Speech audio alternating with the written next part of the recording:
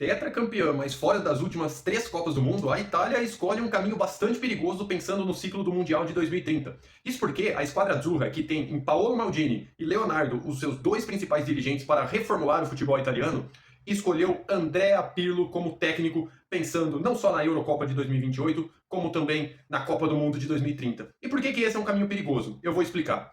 A Itália ficou fora dos 3 últimos mundiais e pensa muito numa revolução para mudar o futebol do país. É um problema estrutural que afeta o calcio, isso é verdade.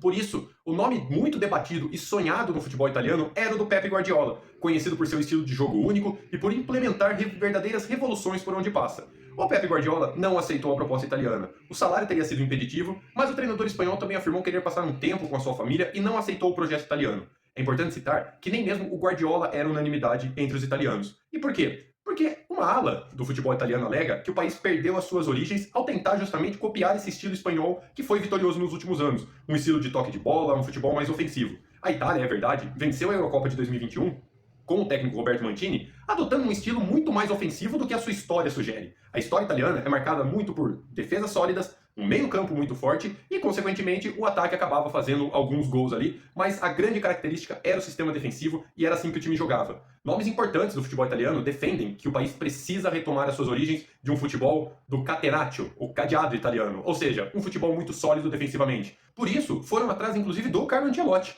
Só que o Ancelotti está empregado no Brasil, é o técnico mais bem pago de todas as seleções, também não foi em frente. E o que sobrou foi Andrea Pirlo, campeão do mundo em 2006, um jogador de uma qualidade técnica refinada, um cracaço, mas que como técnico ainda não rendeu o suficiente. Ele começou ali na temporada 2020 e 2021 na Juventus, depois de uma passagem pela equipe sub-23 da Vecchia Signora. No time profissional ele conquista a Copa Itália e a Supercopa da Itália, mas não tem um trabalho longevo, não tem um trabalho duradouro. Ainda passou pelo futebol turco, pela Sampdoria e mais recentemente estava nos Emirados Árabes.